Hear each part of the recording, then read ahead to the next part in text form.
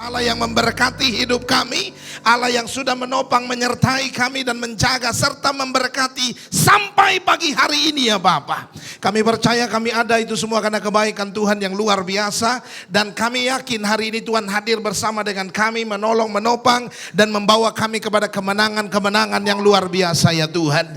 Hari ini kami mau dengar firman-Mu dan kami mau firman-Mu terus mengubah hidup kami sehingga hidup kami semakin hari semakin serupa dengan gambaran-Mu seperti yang Tuhan mau, dan untuk itu Tuhan kami taruh hati dan hidup kami dalam tangan Tuhan. Mari kami berkati kami dengan firman-Mu, kami siap mendengar firman-Mu. Dalam nama Yesus kami percaya, kami berdoa, sama-sama kita berkata amin, amin, amin, amin, amin, amin, amin, amin. Silakan duduk Bapak Ibu Saudaraku terkasih dalam nama Tuhan Yesus.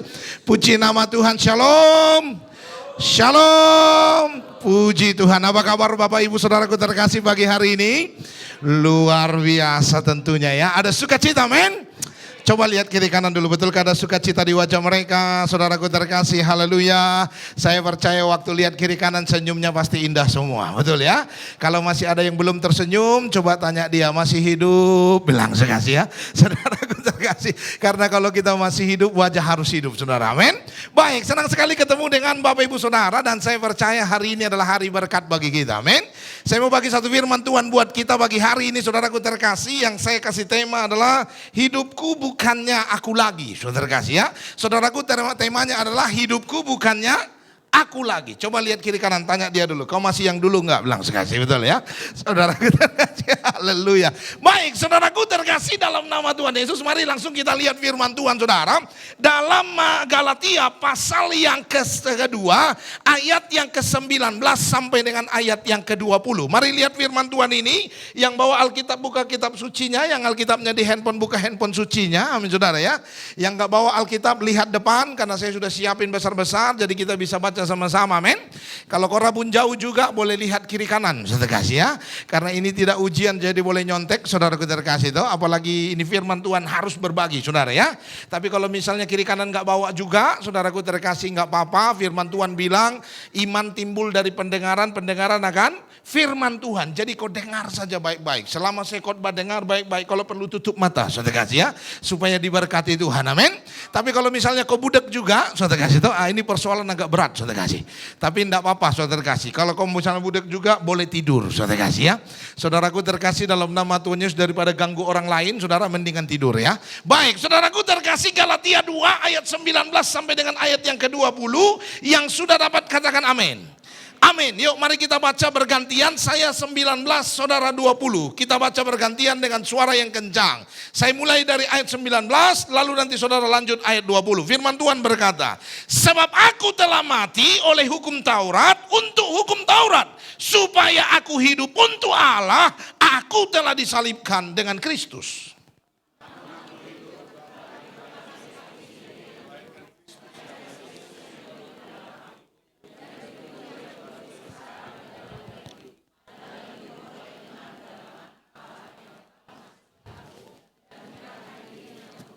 Amin. Saudara perhatikan firman Tuhan ini, saudaraku terkasih, ayat 19 ini, saudara, firman Tuhan bilang, sebab aku telah mati oleh hukum Taurat, untuk hukum Taurat. Maksudnya apa Bapak Pendeta? Kita mati oleh hukum Taurat untuk hukum Taurat. Maksudnya kalau dengar hukum Taurat, kita sudah mati, saudara kasih ya. Apakah seperti begitu? Tentunya bukan, saudara kasih. Saudaraku terkasih, kalau firman Tuhan berkata aku telah mati oleh hukum Taurat untuk hukum Taurat, maksudnya saudara terkasih, karena Kristus telah hidup dalam hidup kita dan kita percaya bahwa Kristus itu adalah penggenapan hukum Taurat, maka dengar baik saudara kasih, harusnya mendengar hukum Taurat itu tidak menjadi beban bagi kehidupan kita. Itu tidak menjadi sesuatu yang berat dalam hidup kita. Ada banyak orang begitu dengar firman Tuhan, begitu dengar hukum Taurat, saudara kasih, orang berkata, wah ini berat ini.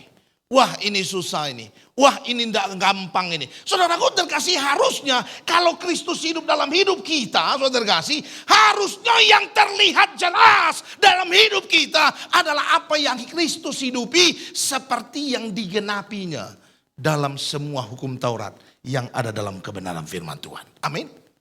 Saudaraku terkasih, artinya saudara, waktu kita berkata ada Kristus hidup dalam hidup kita, harusnya hidup kita berubah 180 derajat karena hidup Kristus yang terlihat dalam kehidupan kita. Ini yang sering saya sebut dengan istilah, saudaraku terkasih, perjumpaan dengan Allah, saudara. Saudara ingat di Alkitab, saudaraku terkasih, kisah tentang Sakeus? Saudara ingat kisah tentang Sakeus?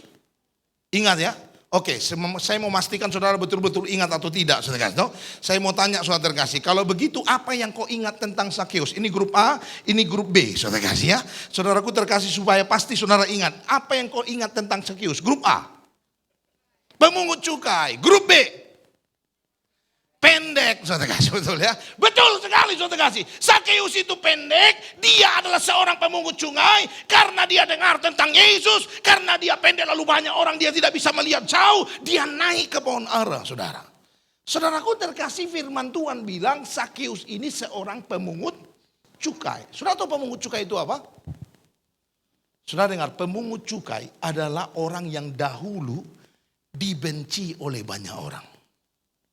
Kenapa? Karena pemungut cukai itu orang yang suka merampas harta orang lain, suka merampas hak milik orang lain, sehingga orang lain tidak suka melihat mereka, saudara kasih.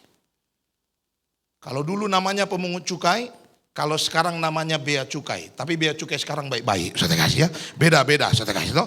Ini soalnya direkam, saudara kasih, betul ya. Jangan sampai saya dipanggil lagi gara-gara ini, saudara kasih. Saudaraku terkasih, tapi ini beda, saudara. Itu pemungut cukai yang dulu, saudara kasih, yang sudah 2000 tahun yang lalu, saudara kasih. Kalau sekarang mau, wow, luar biasa, saudara kasih ya. Saudaraku terkasih, pemungut cukai ini adalah orang yang suka mengambil milik orang lain, suka merampas harta orang lain, sehingga orang benci dengan yang disebut dengan pemungut cukai. Saudara kasih. Makanya dengar baik saudaraku terkasih. Ketika firman Tuhan berkata Sakeus berjumpa dengan Yesus. Lalu Yesus bilang, Sakeus turun, aku mau mampir ke rumahmu. Setelah sampai di rumah, firman Tuhan bilang begini. Sakeus bilang sama Yesus, kalau ada harta orang yang kurampas, aku kembalikan berapa kali katanya? 4 kali lipat. Betul? Nah, pertanyaan saya sama saudara. Kira-kira menurut saudara, dulu ada enggak harta orang dirampas Sakeus, saudara kasih? Kira-kira menurut saudara ada apa enggak? Banyak, saudara kasih, betul? Ada banyak harta orang yang mungkin dirampas sama Sakeus. Tetapi ketika dia berjumpa dengan Yesus, perhatikan baik-baik. Fokusnya yang tadinya adalah uang. Fokusnya yang tadinya adalah harta. Fokusnya adalah yang tadi hanya kekayaan. Ketika dia bertemu dengan Yesus, Yesus menghidupi dalam kehidupannya. Firman Tuhan bilang, saudaraku terkasih, fokusnya berubah 180 derajat. Tadinya fokus utamanya adalah harta. Ketika ketemu dengan Yesus, harta menjadi nomor sekian dalam kehidupannya. Amin. Saudara dengar, orang yang berjumpa dengan Yesus, saudaraku terkasih, harusnya dan pasti saudaraku terkasih, mereka akan membawa perubahan total dalam kehidupan mereka. Kenapa bisa berubah Pak Pendeta? Karena saudara perhatikan baik-baik, perubahan total itu terjadi karena dia sudah menyalipkan kehidupannya yang lama dan mengizinkan Kristus seutuhnya hidup dalam kehidupannya. Makanya firman Tuhan bilang, saudaraku terkasih, Yesus disalib mati, kita disalibkan tapi kita tetap hidup. Betul? Karena apa? Karena yang disalibkan dalam kehidupan kita adalah sesuatu yang seringkali membawa kita kepada ketidakberkenanan di hadapan Allah. Hari ini saudaraku terkasih, saya percaya saudaraku terkasih, semua kita tentunya saudara pengen hidup seperti Kristus hidup. Amin. Pengen hidup berubah luar biasa, menjadi pribadi yang mengasihi Allah dengan dahsyat. Amin. Hari ini dengar, kau harus menyalipkan kehidupanmu ke tangan Tuhan, saudaraku terkasih. Maka engkau bisa hidup seperti Kristus hidup dalam kehidupanmu. Pertanyaannya adalah, apa yang harus kita salibkan Pak Pendeta? Supaya hidup kita sama seperti Kristus hidup.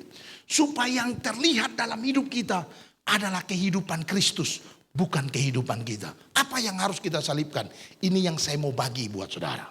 Apa itu saudaraku terkasih? Yang pertama kita langsung saja saudara terkasih dengan cepat. Lihat ayat ini saudara. Matius pasal 26 ayat 39, 42 dan 44. Kita belajar dari Yesus. Apa yang harus disalibkan dalam hidup ini supaya hidup kita sama seperti Kristus hidup. Dan kehendak Bapa yang hidup dalam kehidupan kita. Lihat ayat ini. Maka ayat 39. Maka ia maju sedikit lalu sujud dan berdoa. Katanya, ya Bapakku, jikalau sekiranya mungkin, biarlah cawan ini lalu daripadaku. Tetapi jangan seperti yang ku kehendaki, melainkan seperti yang engkau kehendaki. Ayat 42. Lalu ia pergi untuk kedua kalinya dan berdoa katanya, ya Bapakku, jikalau cawan ini tidak mungkin lalu daripadaku, kecuali apabila aku meminumnya, jadilah kehendakmu. Ayat 44. Ia membiarkan mereka di situ, lalu pergi dan berdoa untuk ketiga kalinya, dan apa katanya? Mengucapkan doa yang itu juga. Artinya 3 kali dia berdoa, yang didoakannya sama. Betul? Saudaraku terkasih, semua kita tahu kisah ini saudara.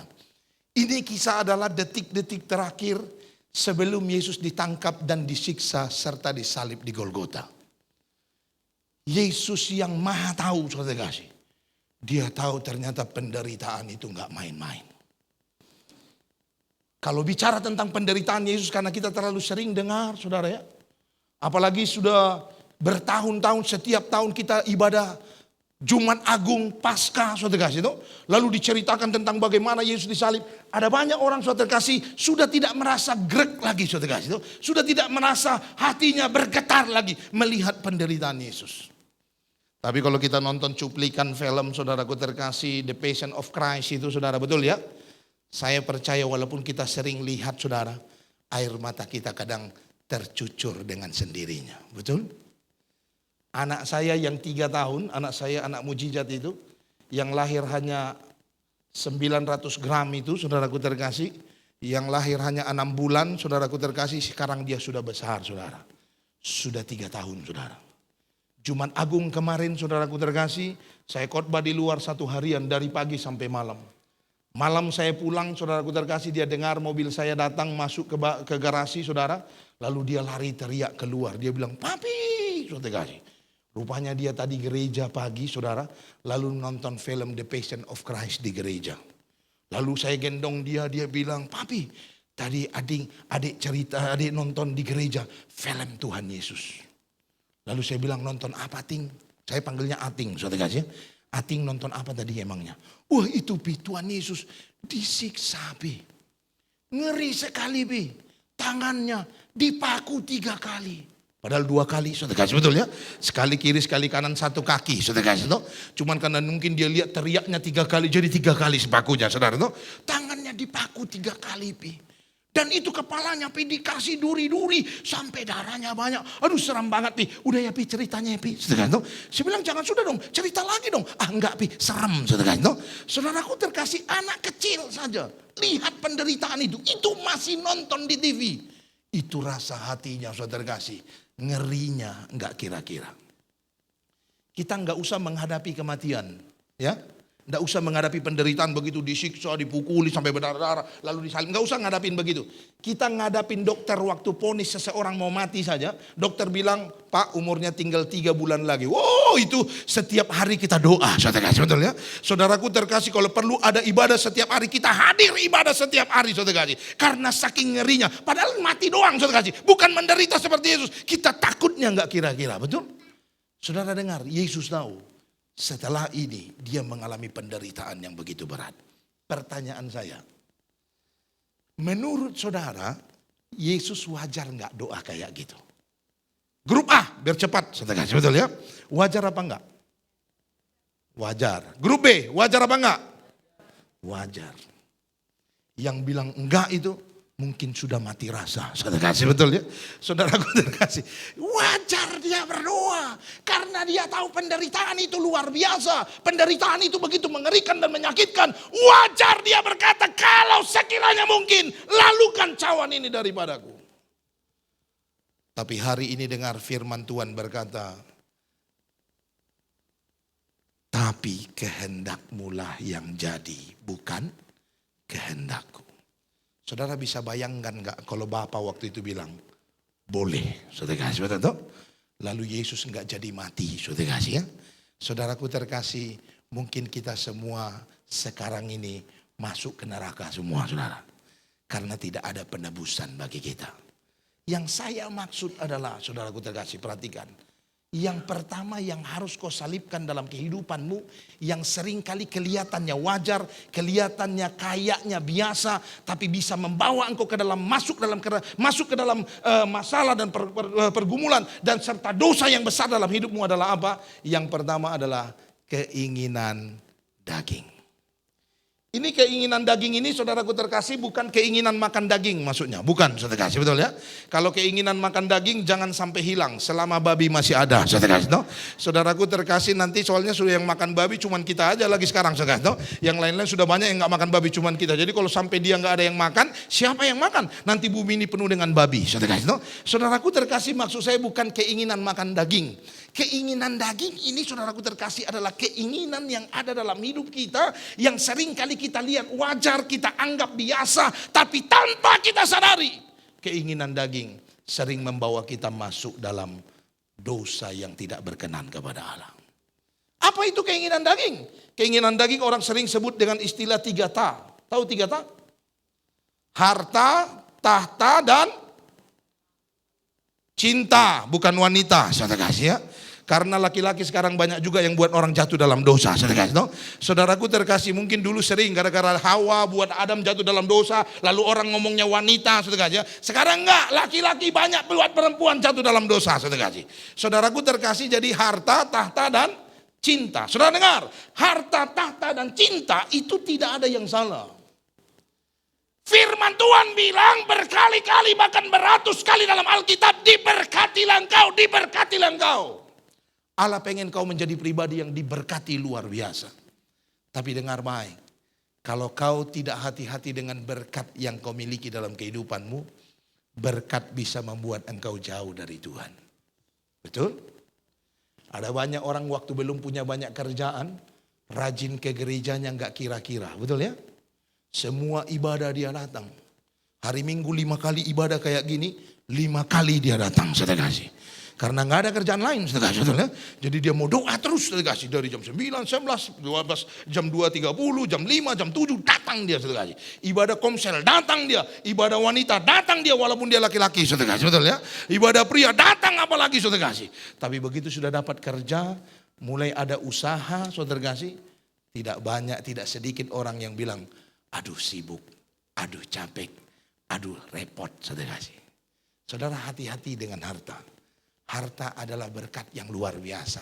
Tapi kalau kau tidak bisa menguasainya, kau akan dikuasai oleh hartamu. Yang kedua, saudara kasih, adalah tahta. Firman Tuhan juga bilang, saudaraku terkasih, tidak ada yang salah dengan tahta.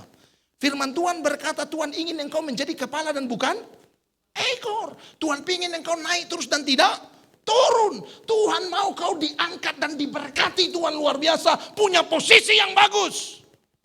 Tapi ketika engkau tidak mengerti tentang kebenaran firman Tuhan, tahta bisa membuat engkau menjadi orang yang jauh dari Tuhan. Ada banyak orang biar naik posisinya, saudaraku terkasih, pakai gaya kodok kan? Yang sejajar dengan dia diturunin, yang di bawah diinjak, yang di atas dijilat, saudara kasih, betul ya? Supaya diangkat dengan cara yang ajaib, saudara kasih. Saudaraku terkasih, dalam nama Tuhan Yesus ada banyak orang hanya pengen karena tahtanya pengen naik, suka jatuhin teman-temannya, jelek-jelekin teman-temannya, suka gosipin temannya, supaya bos lihat, jadi dia tidak diangkat, dia yang diangkat naik posisinya. Orang yang bayar begini, saudara kasih, biasanya makin lama akan makin jauh dari Tuhan. Sama halnya dengan cinta, Tuhan juga pengen supaya engkau menjadi pribadi yang penuh dengan kasih dalam kehidupanmu. Tapi tidak sedikit orang gara-gara cinta jatuh dalam dosa. Hari ini saudaraku terkasih, dalam nama Tuhan Yesus, keinginan daging tidak salah. Tapi kalau hanya keinginan daging yang ada dalam kehidupanmu, tidak ada Kristus, maka itu akan membuat engkau jauh dari Tuhan. Makanya firman Tuhan berkata begini, saudaraku terkasih, coba saudara lihat dalam Roma pasal 8 ayat 8-9. Ayat 8 berkata, maka mereka yang hidup dalam daging tidak apa katanya? Tidak mungkin berkenan kepada Allah. Baru-baru ini saudara kasih kita akan dihebohkan dengan teologi seseorang yang berkata bahwa teologi progresif, Kristen progresif, saudara kasih, betul ya? Sampai-sampai gara-gara Kristen progresif itu sampai saya takut ngomong progresif di mimbar, saudara kasih ya. Jangan sampai di pendeta-pendeta progresif lagi, saudara kasih ya. Saudaraku terkasih, Kristen progresif yang mengatakan bahwa ada jalan keselamatan lain, yaitu lewat perbuatan baik kita. Saya mau kasih tahu buat saudara dengar, kalau daging ini tanpa Tuhan, kau tidak akan pernah memiliki kebaikan yang sejati. Daging ini tanpa Tuhan, saudaraku terkasih, hanya akan membawa engkau kepada kesengsaraan yang besar. Maka untuk itu saudaraku terkasih, dalam nama Tuhan Yesus, selama engkau tidak menanggalkan keinginan dagingmu, engkau tidak akan pernah berkenan di hadapan Allah dan mengalami perubahan yang besar terjadi dalam kehidupan saudara. Selama engkau masih dikuasai oleh keinginan dagingmu, kau tidak akan pernah dikuasai oleh Tuhan dan tidak akan pernah semakin hari semakin mendekat kepada Allah. Amin. Jadi yang pertama, hati-hati dengan keinginan daging saudara. Merindukan keinginan daging itu baik, tapi jangan sampai dikuasai oleh keinginan dagingmu. Itu yang pertama saudara. Yang kedua, saudaraku terkasih. Yang kedua, saudaraku terkasih, dalam nama Tuhan Yesus, apa yang harus kita salibkan dalam kehidupan kita supaya hidup kita menjadi pribadi yang berkenan kepada Tuhan. Matius 4 ayat 8 sampai 10 firman Tuhan berkata begini, dan iblis membawanya pula ke atas gunung yang sangat tinggi dan memperlihatkan kepadanya semua kerajaan dunia dan apa katanya? Kemegahannya. Lalu iblis berkata kepada Yesus, semua akan kuberikan kepadamu jika engkau sujud menyembah aku. Lalu firman Tuhan berkata, Yesus berkata, enyala iblis, sebab ada tertulis, engkau harus menyembah Tuhan Allahmu dan hanya kepada Dia sajalah engkau berbakti. Perhatikan baik-baik. Yang kedua, yang sering ditawarkan oleh iblis dalam hidup kita, yang tanpa kita sadari kita hidup di dalamnya, saudaraku terkasih, dan tanpa kita sadari semakin lama kita semakin jauh dari Tuhan. Itu apa saudara? Yang kedua adalah kemegahan diri.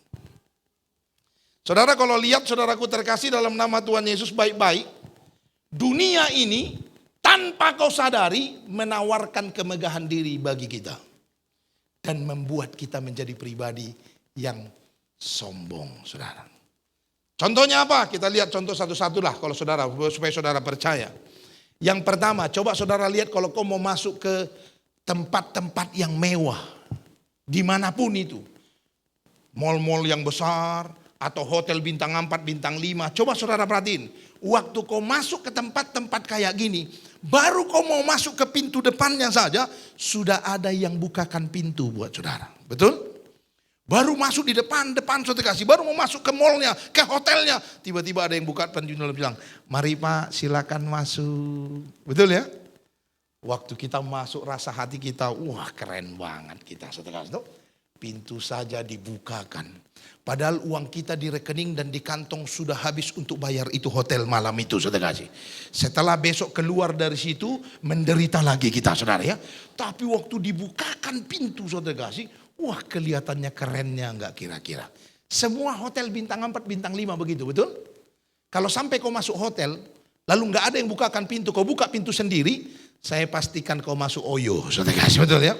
Saudaraku terkasih, karena Oyo saja yang buka pintu sendiri, saudara kasih. Saudara, kalau hotel bintang 4, bintang 5 pasti dibukakan pintu. Tanpa kita sadari, dia sedang mengangkat kemegahan diri dalam kehidupan kita. Kalau tidak kau kontrol dengan baik, kau jadi sombong karenanya.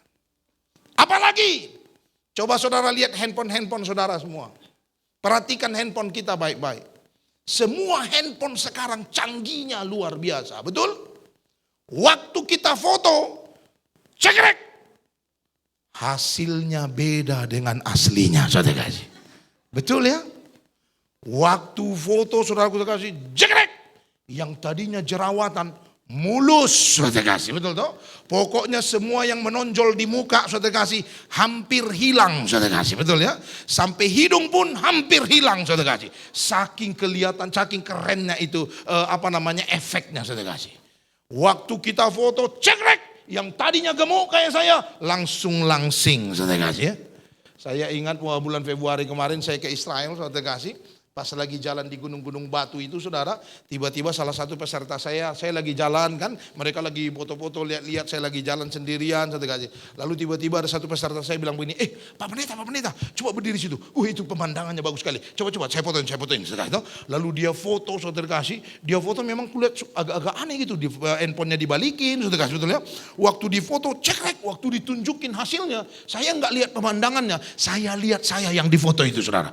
Itu tiba-tiba jadi langsing, saudara kasih, betul ya. Terus saya tinggi, saudara kasih. Biasanya kan pendek begini, tiba-tiba tinggi. Wah, itu keren banget. Wah, ini bagus, saudara kasih. Lalu setelah itu saudara kasih pergi ke hotel, lihat di cermin, belum berubah, saudara kasih ya. Masih kayak gini doang, saudara kasih. Semua handphone kita begitu, betul? Nah, pertanyaan saya, coba pertanyaan saya. Waktu kau foto, lalu dapat hasil yang jauh berbeda dengan aslinya, pertanyaan saya, biasanya yang kau posting, yang asli atau yang berbeda tadi? Coba. Jawab dengan jujur, saudara kasih ya. Biasanya yang diposting yang mana? Yang asli atau yang beda tadi, saudara kasih? Yang beda, betul? Setelah diposting, lalu like banyak, saudara kasih ya. Biasanya kalau kau posting sesuatu like cuma 3-4, kali ini jadi 300, saudara kasih. Betul? Terus yang komen, wow keren, wow hebat, wow cantiknya, wow gantengnya, wow luar biasa. Itu saudaraku terkasih, kepala rasa kembang, saudara kasih, betul ya. Tanpa kita sadari kita senang untuk situasi yang bukan sebenarnya. Betul? Apalagi krim-krim yang dipakai ibu-ibu itu, coba lihat, saudara kasih. Itu enggak kira-kira sekarang krim penawarannya enggak main-main. Promosinya miracle, saudara kasih, betul ya? Kau pakai pagi, malam berubah, saudara kasih. Jadi begitu dioles pagi, saudara kasih, malam turun umur 20 tahun, saudara kasih. Tapi pertanyaan saya, saudara senang enggak pakai itu? Senang, saudara kasih. Enggak ada yang salah dengan itu. Yang salah itu adalah ketika tanpa kau sadari, kau menjadi sombong atasnya. Saudara dengar, saya kasih tahu buat saudara.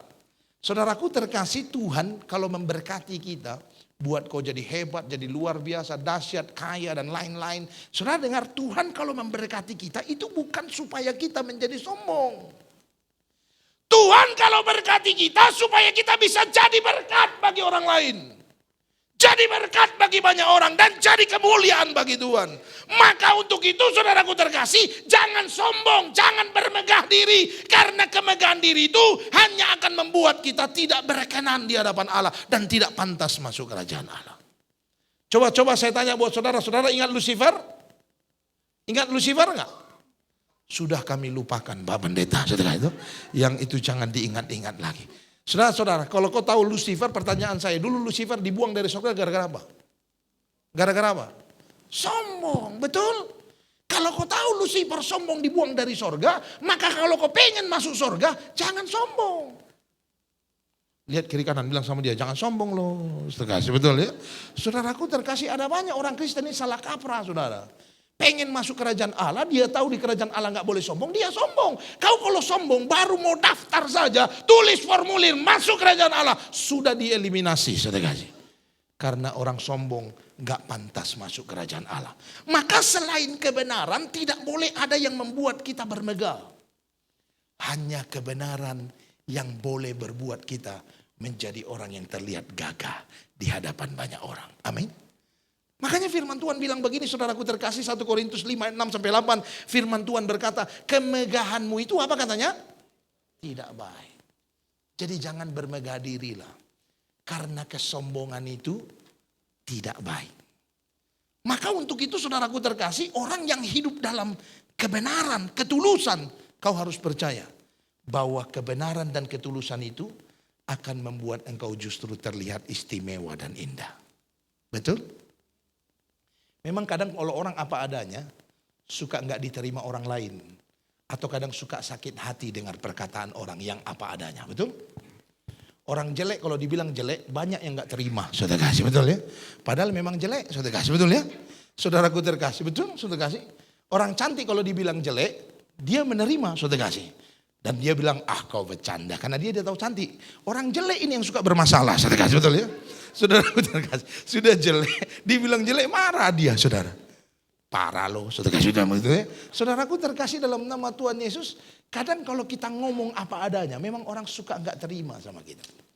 Apalagi yang ngomong kayak orang Batak kayak saya begini. Orang Batak kalau lihat orang jelek kan dia nggak basa-basi, nggak dia bilang, kau kurang cantik, nggak gitu ngomong. Jelek kali kau, saudara kasih betul ya. Saudaraku terkasih suka sakit hati orang lihatnya, saudara. Tapi ketika kita tahu kebenarannya bahwa memang itu, saudara kasih, cepat atau lambat kita bisa menerima dengan baik, betul? Tapi coba saudara lihat kalau orang munafik. Waktu dia mengomongkan sesuatu yang bukan sebenarnya. Pertama hati kita senang dengarnya. Tapi ketika kita tahu dia bohong, kita akan kecewa dengan luar biasa. Betul? Hari ini apa adanya saja. Tidak perlu ada sesuatu yang disombongkan dalam hidup kita. Percayalah, kalau kau hidup dalam kebenaran, kau salibkan kemegahan dirimu, kau berkenan kepada Tuhan. Amin. Itu yang kedua. Yang ketiga dan terakhir, saudaraku terkasih. Lihat ayat ini, saudaraku terkasih. Ini yang terakhir. Terakhir, saudara kasih. Jangan lupa terakhir harus kencang ya. Supaya yang buta melihat, saudara kasih. Tuh. Saudaraku terkasih, apalagi tadi yang tidur, boleh bangun sekarang. Karena firman Tuhan sudah mau selesai, saudara kasih. Yeremia 17 ayat 5 dan 7. Firman Tuhan berkata, beginilah firman Tuhan. Terkutuklah orang yang mengandalkan manusia, yang mengandalkan kekuatannya sendiri, yang hatinya menjauh daripada Tuhan. Diberkatilah orang yang mengandalkan Tuhan dan menaruh harapannya pada Tuhan. Yang ketiga, yang harus kau salibkan supaya kau bisa hidup seperti Kristus dan bukan hidup dengan hidup yang lama lagi. Yang kau harus salibkan adalah kekuatan diri. Kalau saudara lihat gambarnya ini, saudara kasih, gagahnya begini, ini cuman gambar doang. Ini enggak bertujuan maksudnya supaya kau seperti begitu, enggak. Nanti kau lihat gambar itu kau bilang, oh pantas pendeta ini enggak suka dengan badan yang kayak gitu. Kenapa? Karena kekuatan diri harus disalibkan. Saudara guys, betul ya?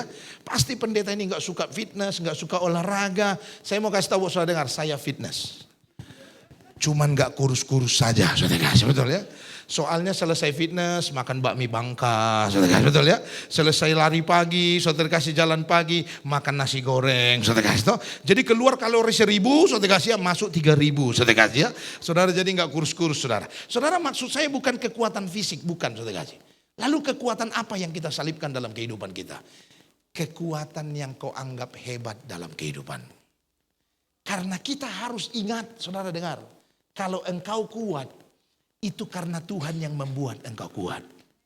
Dan karena kalau kau kuat, itu karena Tuhan mau kau mengerjakan sesuatu yang berkenan kepada Allah dengan kekuatan yang diberikan Tuhan atas kehidupanmu. Saudara harus tahu bahwa Tuhan tidak pernah mempercayakan kekuatan kepadamu supaya kau bermegah diri, bukan. Kalau Tuhan kasih kekuatan kepadamu bukan supaya kau melakukan kejahatan, supaya memuaskan hawa nafsu, membalas dendam, apalagi melupakan Tuhan. Nah, Tuhan gak kasih kekuatan bagi kita untuk hal ini, saudara kasih. Tuhan kalau kasih kekuatan kepada kita, supaya kekuatan yang kita miliki hanya memuliakan Tuhan dan memberkati sesama kita. Amin. Ini yang ditunjukkan oleh Yesus waktu dia turun ke bumi, saudara. Saudara dengar, saudara kasih, waktu Tuhan Yesus turun ke bumi, firman Tuhan bilang begini. Dia yang adalah Allah berubah menjadi manusia. Saudara dengar, berubah menjadi manusia, bukan masuk ke dalam manusia. Salah, saudara kasih. Konsep ini salah. Yang benar itu adalah berubah menjadi manusia. Sehingga Allah waktu dia tinggal di bumi, walaupun dalam bentuk rupa manusia, dia tetap Allah. Amin. Kalau orang berpikir saudara kasih Allah masuk ke dalam manusia, sehingga tidak heran mereka berpikir bahwa semakin hari Allahnya semakin menjadi Allah. Mulai dari awal Yesus adalah Allah. Tapi dalam keadaan Allah, firman Tuhan bilang dia merendahkan diri. Dia tetap melakukan hanya apa yang dikatakan Bapa kepadanya. Sekalipun dia hebat, dia menganggap kehebatannya itu sebagai sesuatu yang tidak perlu dipertahankan. Dan dia melakukan misi yang dikerjakan Bapa dalam kehidupannya. Kalau hari ini kau kuat, jangan kuat karena supaya engkau pengen melakukan sesuatu yang jahat dalam kehidupan orang lain. Bukan. Seringkali kita begitu sudah kasih disakiti oleh orang lain. Kita bilang, kita kayaknya aman gitu, kayaknya taat, kayaknya sabar. Tapi bukan karena sabar. Karena sedang menunggu waktu yang tepat. Saudara kasih tahu? Ketika pas waktunya, kau akan membalas dengan kejahatan yang luar biasa. Saudara dengar, engkau harus menyalipkan, saudaraku terkasih, kekuatanmu. Supaya kekuatan Kristus saja yang terlihat dalam hidup saudara. Hari ini saudara terkasih, kalau kau punya masalah, pergumulan, persoalan dalam hidup saudara, saudara dengar. Percayakan kekuatanmu pada Tuhan. Mungkin hari ini kau berkata, aduh Pak Pendeta kayaknya saya gak kuat melewatinya. Kayaknya berat, kayaknya gak bisa. Percayakan saja kekuatanmu dalam tangan Allah. Dan kau akan melihat kekuatan Tuhan akan mengubah semuanya. Dan membawa engkau kepada kemenangan yang luar biasa. Beri kemuliaan bagi Tuhan kita. Mari kita bangkit berdiri, saudaraku terkasih. Terimalah berkat Tuhan. Kasih karunia yang berlimpah-limpah daripada Allah Bapa dalam Anak yang tunggal Yesus Kristus. Persekutuan yang manis dengan Roh Kudus menyertai kita semua. Mulai hari ini sampai Tuhan Yesus datang menjemput kita di awan-awan. Dan bahkan sampai selama-lamanya. Yang percaya bersama-sama katakan, amin. Akulah kebangkitanmu, mujizat telah terjadi. Junjung kasih anugerahmu, kekal teguh dan masyurkanlah.